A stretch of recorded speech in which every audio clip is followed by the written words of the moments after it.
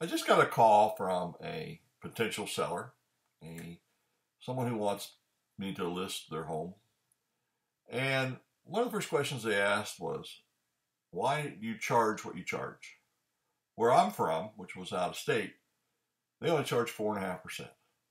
I don't think I want to pay that much. And I explained to that person that our fee is first of all, I'll point out the common fee, not higher than others. But our fee covers a lot of behind the scenes type work that maybe is not apparent to a seller. First off, let me start out by saying that we start out with a comparative marketing analysis of this property.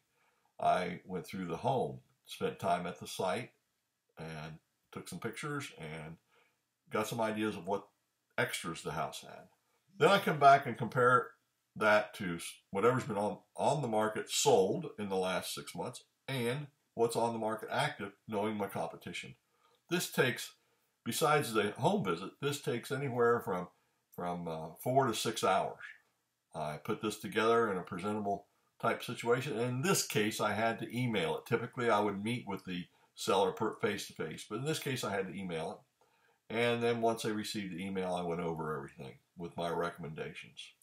I talked to them further about pricing and what we need to, where I felt it would fit in the market and be able to sell it for the most amount of money in the least amount of time. That's typically what people want.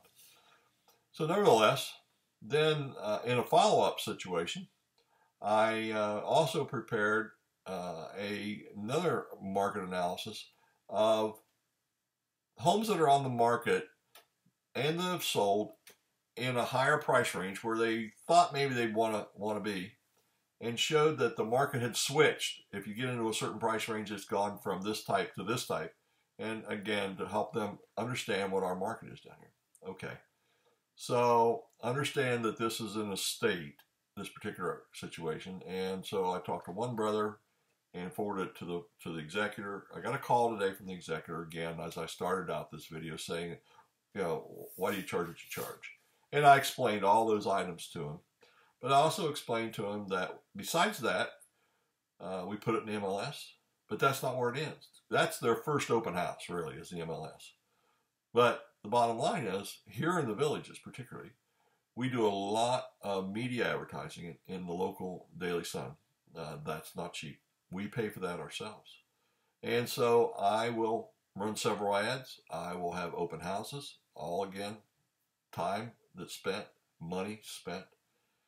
And the real situation is, if you understand, if this house doesn't sell for whatever reason, that will be free to them. They have no obligation to pay me for anything if I can get that house sold. The other thing is, then I'm in the background, we're constantly looking for buyers, trying to find someone, going through our database that this house will be suited for. So that is another item that we spend time.